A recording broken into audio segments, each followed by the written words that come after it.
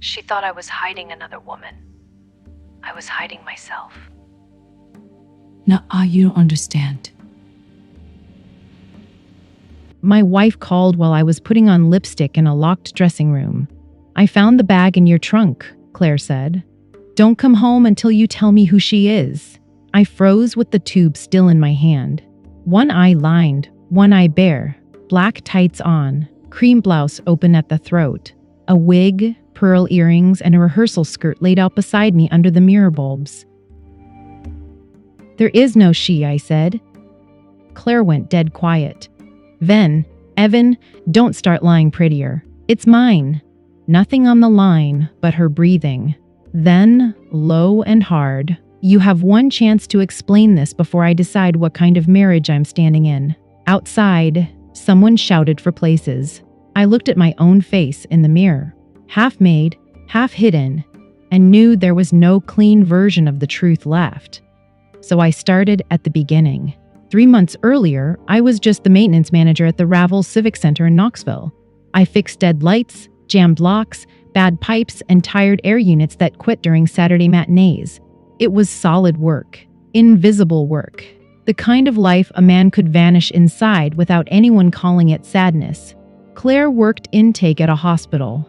Long shifts, sore feet, no patients left by dinner. We weren't loud enough to call broken. We were quieter than that, careful, polite.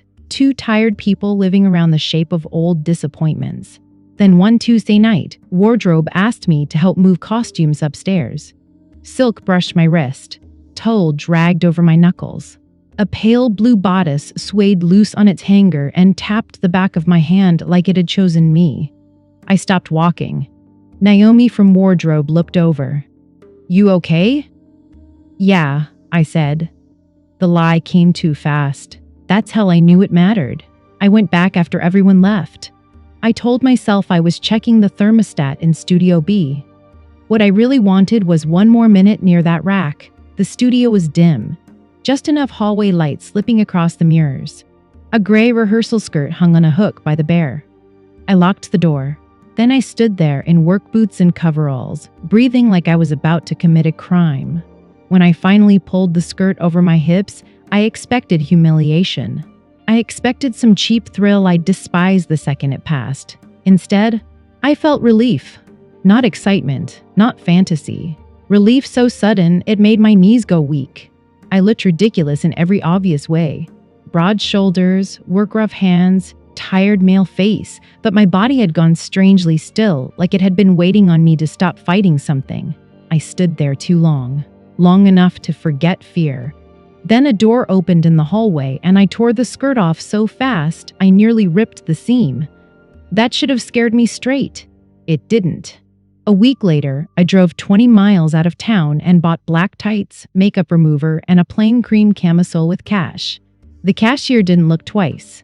I hated how easy that felt. I sat in the parking lot with the bag on the passenger seat staring at it like it had crossed a line for me. After that came low black heels, then a soft blouse, then a cheap shoulder-length wig I hid under old tools in my trunk. The routine built itself fast. Lock the studio, strip off the work clothes.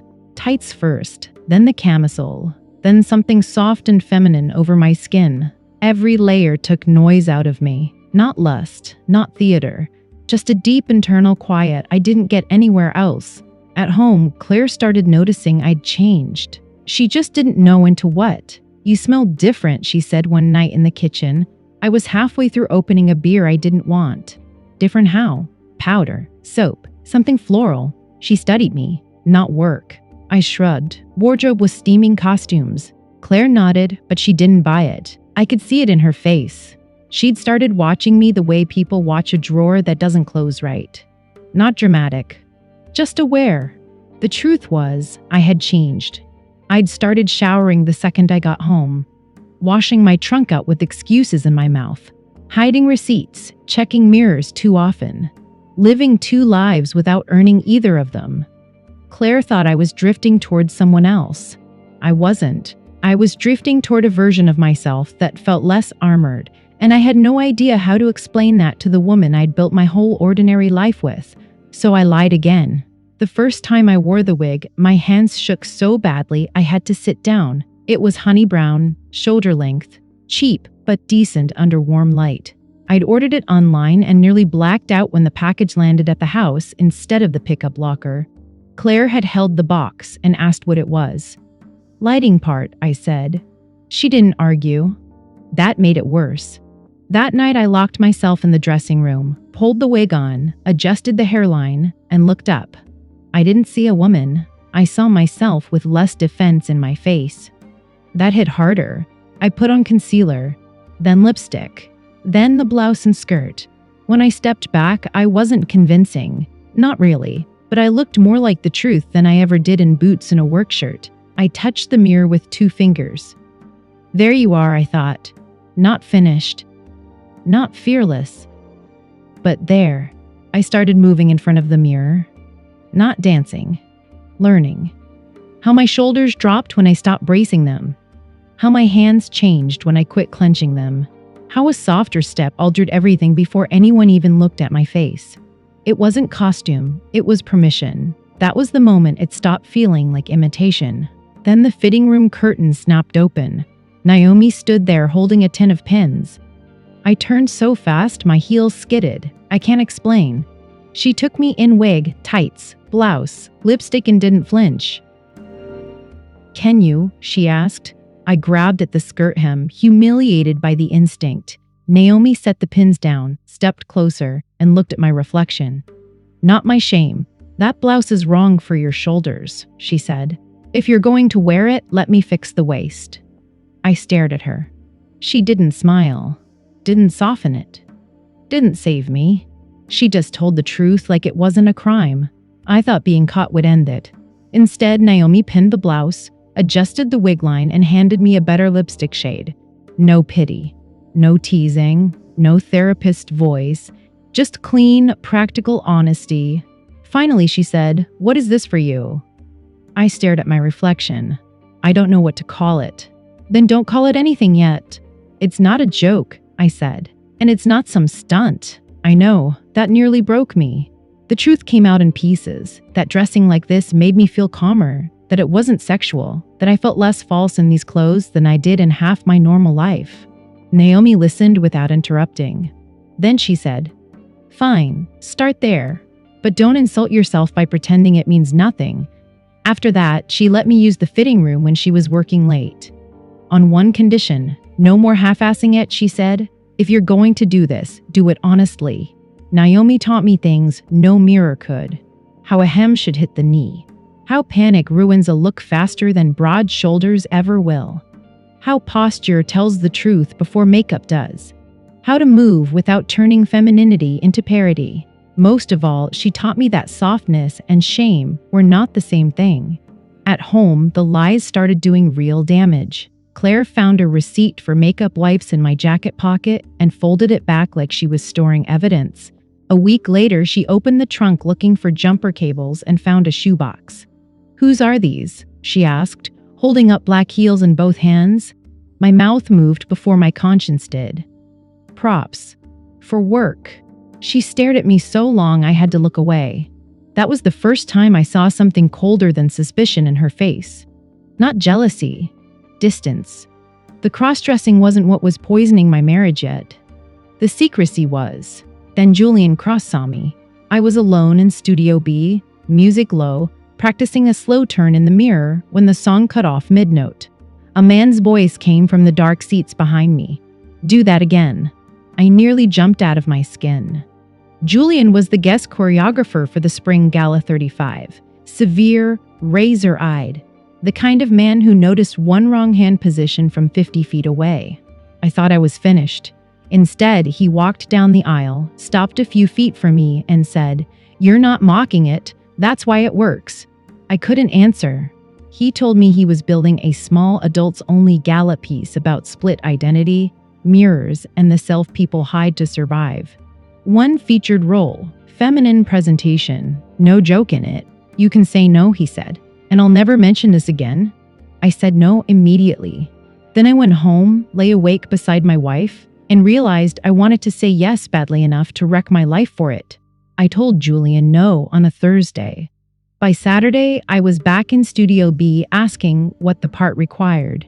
He didn't gloat. He just handed me a marked up script and said, "You're not playing a woman. You're playing a self, someone buried." That mattered to me. The piece was spare and intimate. Mirrors, silence, a man splitting under the weight of performance until the hidden self stepped into the light. No comedy, no wink, no camp. Julian said if I did it, I had to do it cleanly. No apology in the body, no irony in the face. "You still have time to walk," he said. I know. What changed? I thought about the locked dressing room, the mirror. Naomi's hands pinning a waist seam like this was a real thing allowed to exist. Then I thought about how dead I felt in half my life. I got tired of pretending I was only curious, I said. Julian nodded once. Good. Curiosity won't carry this. Hunger will. Rehearsals started after hours. Julian worked me hard. Not on dance technique first, but on presence. Where I placed my hands. What my shoulders confessed before my face did. How men in hiding move like they owe the room an apology. How that apology had to disappear. Naomi handled wardrobe. Nothing overdone. A cream blouse, soft skirt, low heels, a fitted jacket for one section, and a better wig than the one I'd bought online in a panic. She corrected small things without fuss. Don't clutch the hem. Stop checking your reflection every 3 seconds. Walk through the room, not around it. Piece by piece, I got steadier. At home, Claire got quieter. That scared me more than anger would have. She stopped asking where I'd been, stopped challenging bad lies, stopped even pretending to believe me. She moved through the house with a cold efficiency that made every room feel borrowed. One night, she asked, "Are you in trouble?" I looked up from my plate. What? At work, financially, personally. Whatever this is, I should have told her then. Instead, I said, "No, everything's fine." That was the worst lie yet because we both heard how false it sounded. The first real crack came over a bottle of foundation. I'd forgotten it in the glove box. Claire was looking for insurance papers when she found it. She came into the kitchen holding it between 2 fingers like evidence. Whose is this?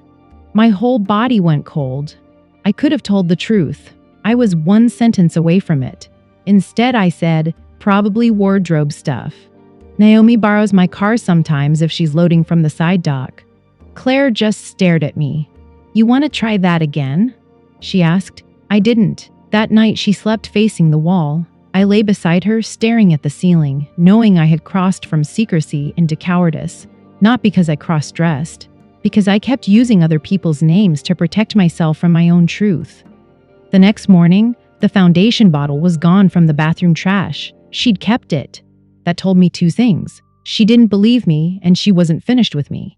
At rehearsal that night, Julian stopped the music halfway through and said, "Your body looks guilty." It is guilty. Of what? Lying. He let that sit a moment, then, good.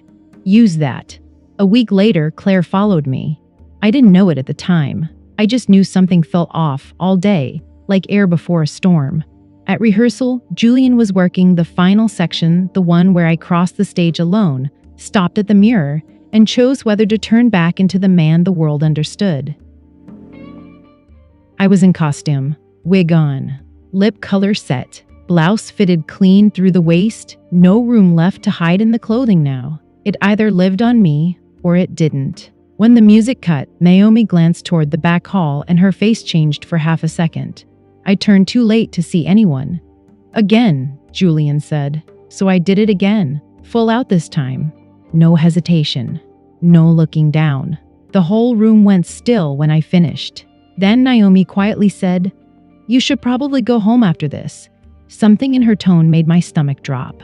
I drove back in silence, rehearsing explanations that sounded stupid before they were even spoken. Claire's car was already in the driveway. The house was dark except for the kitchen light. She was sitting at the table, waiting. "What did you see?" I asked. Claire looked at me for a long time before answering. "You," she said. For the first time in months, I sat down across from her and couldn't touch the chair back. My hands felt useless. "You followed me." "Yes." You could have come in."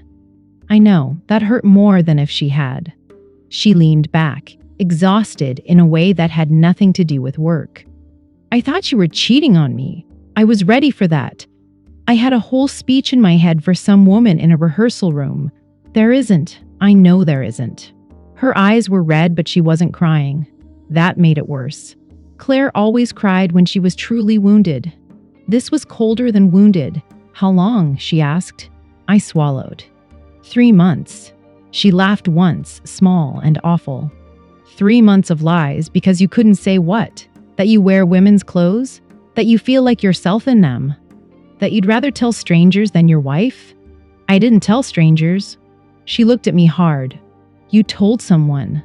Someone knows how to zip you up. I had no answer that didn't sound terrible, so I gave her the only honest one left. I was ashamed. That cracked something open. Not fixed it, opened it. Claire stood up, went to the sink, then turned back around like she needed motion to keep from shaking apart. "You know what hurts," she said. "Not the clothes, not even the makeup. It's that I've been standing 3 feet from you every day, and you decided I was the last person who deserved the truth. That's not what I thought. Then what did you think?" I looked at my hands. That once I said it out loud, I couldn't take it back. That you'd look at me and see a stranger. Claire's face changed then. Not softer, sadder. "Evan," she said, "I have been looking at a stranger for months. The truth would have at least let me know his name. That one went straight through me. So I told her everything. The skirt in Studio B, the tights, the wig, Naomi catching me, the quiet I felt when I dressed, the fact that it wasn't a joke, wasn't a dare, wasn't about mocking women or escaping work for an hour. It was the only place I stopped feeling split in half." Claire listened the whole time. When I finished, she asked just one thing. "Do you know what this means yet?" "No," I said. "Only that it's real." I thought that was the worst of it. Then Claire said, "I found one of your purchases before the foundation bottle. I looked up so fast my neck hurt." "What?" "A receipt. 2 months ago. Drugstore. Tights, remover wipes, lipstick." She folded her arms tighter. I put it back. I could barely breathe. "Why didn't you say anything?" "Because I was waiting." "For what?" "For you to trust me." That landed harder than any shouting could have. She looked away, toward the dark living room. I told myself there could be 10 explanations. I told myself if it mattered, you'd come to me. Then the lies kept getting cleaner, and I started realizing you weren't just scared of what this was. You were scared of me, knowing you had it in you at all. I wanted to deny that. I couldn't. Claire finally sat again, slower this time. "I don't understand all of it," she said. "I'm not going to fake that part. But I know this much. The lying is what is killing us, not whatever this is." The room went quiet. Then she asked, "Are you going to do the performance?" I stared at her. "Yes," I said. She nodded once. "Then at least stop acting like I'm too weak to survive the truth." After that, nothing got magically easier. It got more honest. Claire didn't become some fantasy version of a supportive wife overnight. She did not ask to see the clothes. She did not want a grand explanation every night. What she wanted was simple and much harder. No more lies. So I stopped sneaking around like a teenager. I told her when I had rehearsal. I told her Naomi knew. I told her Julian was directing the piece. I told her what time I'd be home and was actually home then. The air in the house changed, not warm yet, but breathable. That honesty created a new fear. Now I wasn't terrified of being caught. I was terrified of being seen and still being left. At rehearsal, Julian noticed the shift immediately. "You're steadier," he said. I told my wife. And I'm still married tonight." Julian nodded, like that was enough. The piece got sharper after that. I stopped performing shame and started carrying actual risk. Naomi noticed too. While pinning the skirt, she said, "You look less like you're hiding in it." I almost laughed. "I'm not," I said. Then my phone buzzed in my bag.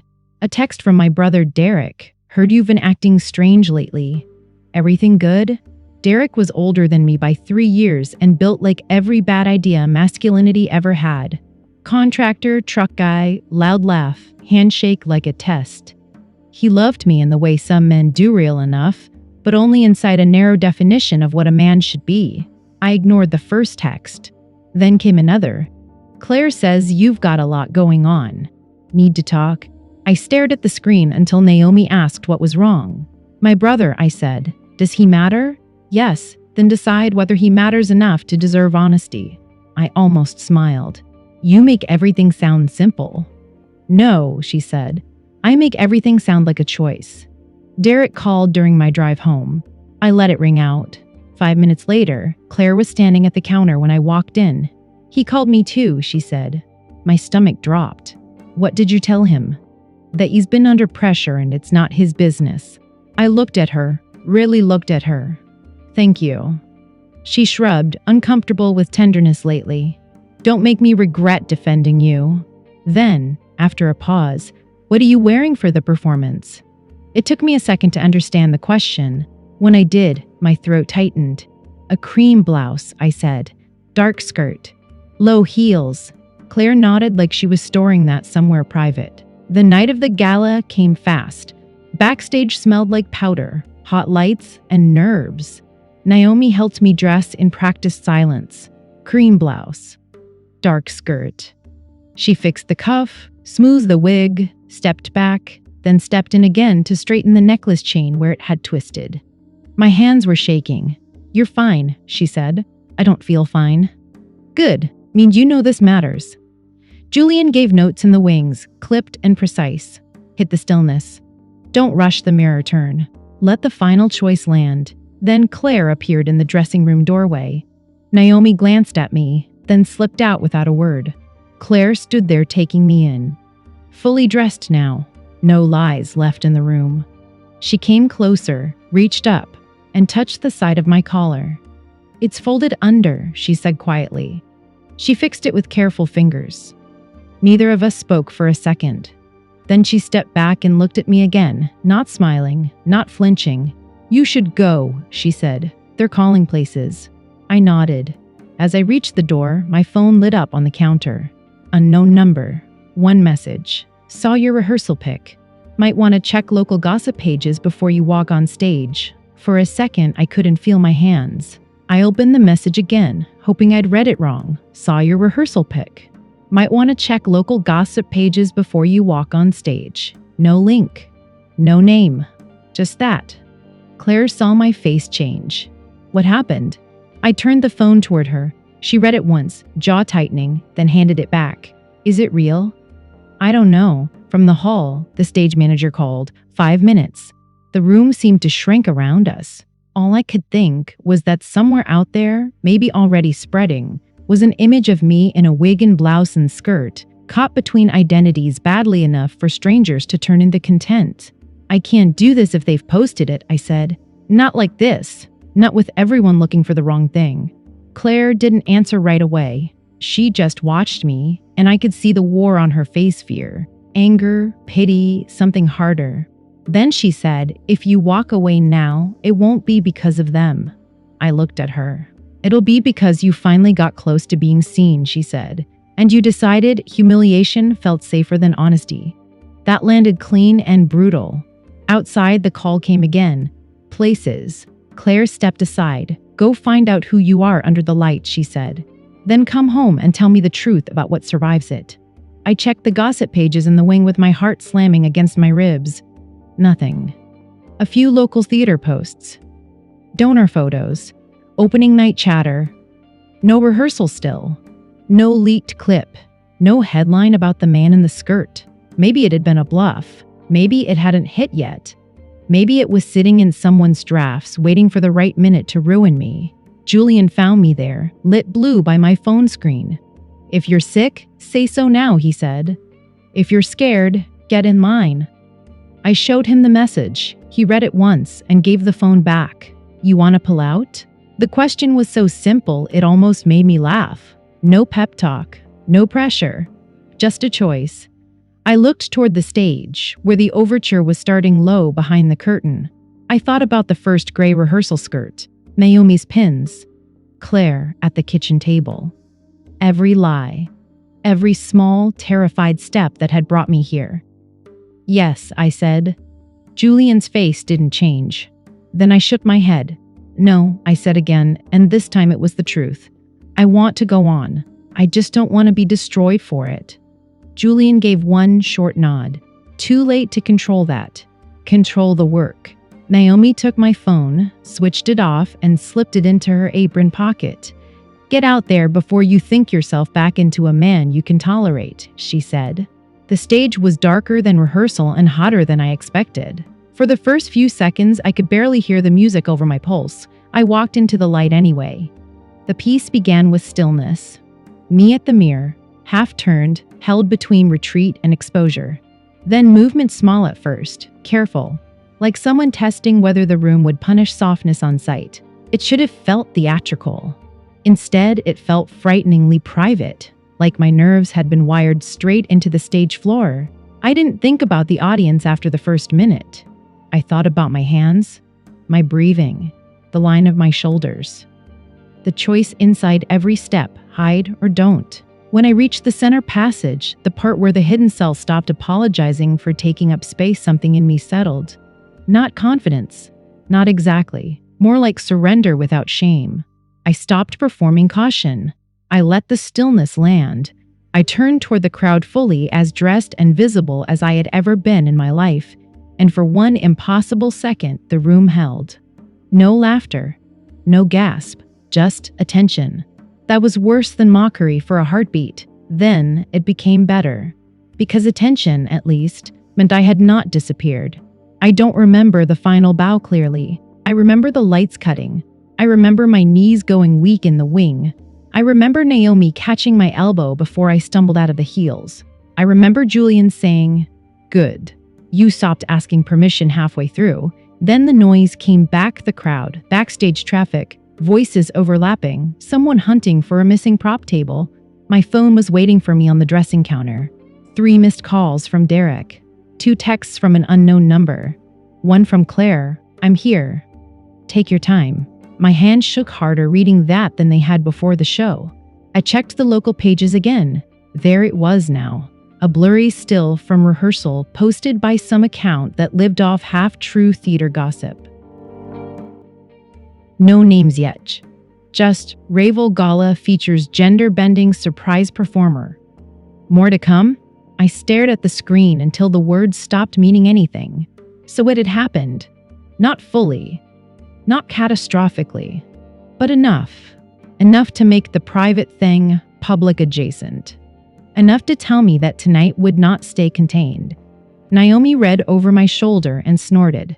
"That photo's terrible." I laughed, then one short, broken laugh I couldn't help. "Your standards are insane," I said. "Yes," she said, "and yours need work. Are you going out there or hiding in here until your wig goes crooked?" I looked at the door, then I stood up. Claire was waiting by the back exit under a weak yellow security light, coat buttoned, arms folded tight against the cold. The audience had mostly cleared out. A few donors still drifted across the parking lot, laughing too loudly, glassy from wine. When she saw me, she didn't move at first. I was still in the costume, hidden only partly by a dark coat Naomi had thrown over my shoulders.